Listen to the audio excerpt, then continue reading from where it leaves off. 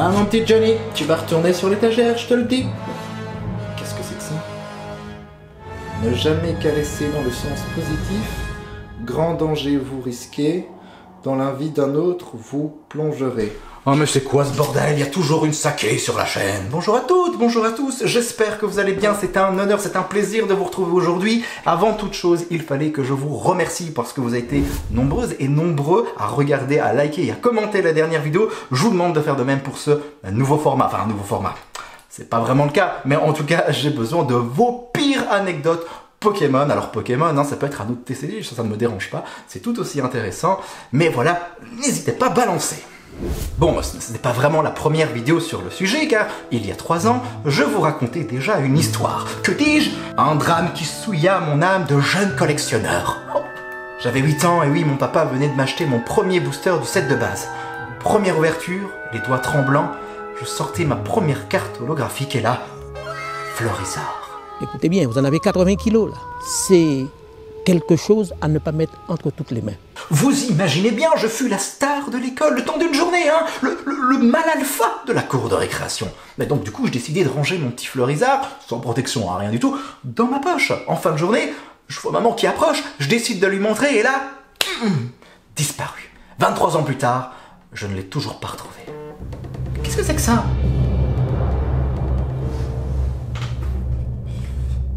Allô, oui? Monsieur Berg, j'ai votre Florizard du base 7.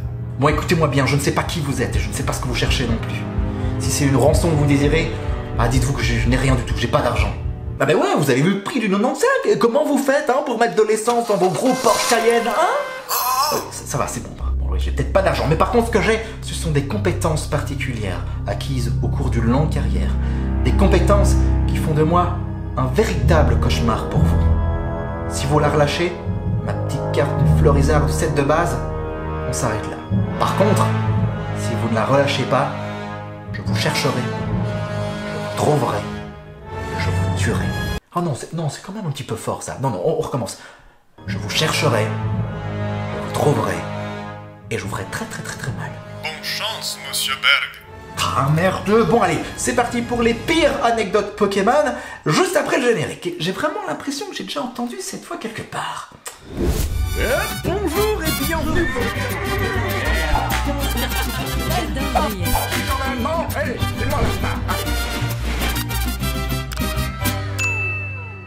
Bon attendez, et juste avant de se raconter les petites anecdotes, je voulais vérifier ce qui était dit sur le petit papier. Donc il faut caresser dans le sens positif, pas négatif, parce que négatif vous le savez, ça lance un générique, et positif, qu'est-ce que c'est?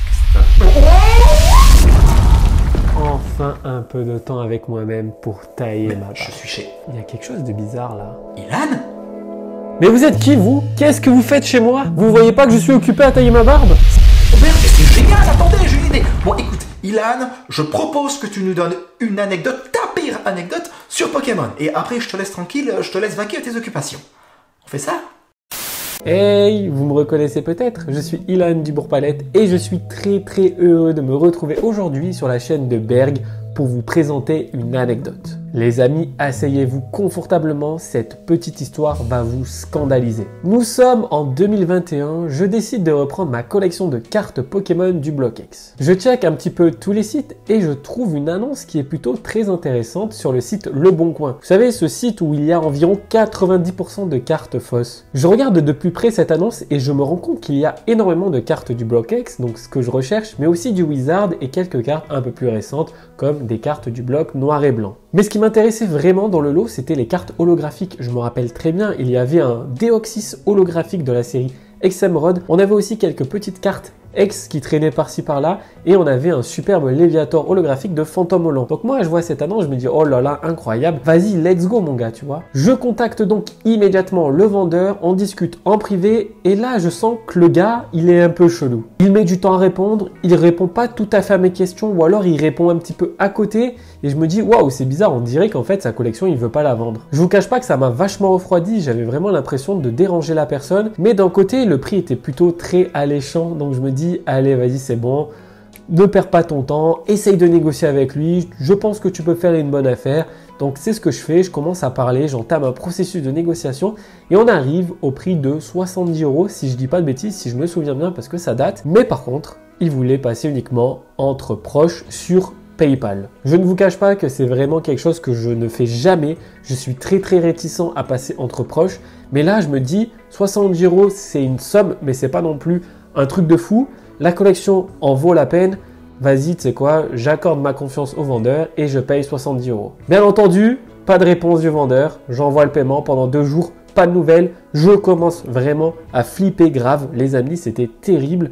Et je me dis, oh non, c'est pas possible. Je me suis fait arnaquer. La première commande que je fais en reprenant ma collection, je me fais arnaquer. C'est dégueulasse. Après de multiples relances, je reçois enfin un message de la personne qui s'excuse pour le retard et qui m'expédie le colis. Donc là, je suis très rassuré. Je me dis, ouais, yes, je vais découvrir le colis. Le colis arrive au point relais. Je vais le récupérer. Et là, j'ai le colis entre les mains. Je le pose sur ma table.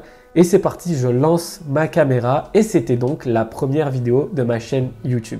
J'ouvre le carton, je commence à prendre un premier paquet et j'avance, je regarde des cartes reverse du bloc noir et blanc, des cartes un petit peu du bloc XY, on avait aussi, je crois, du diamant et perle. Mais là, il y a quelque chose qui va pas, tu vois, je vois pas de carte de bloc X, donc je continue.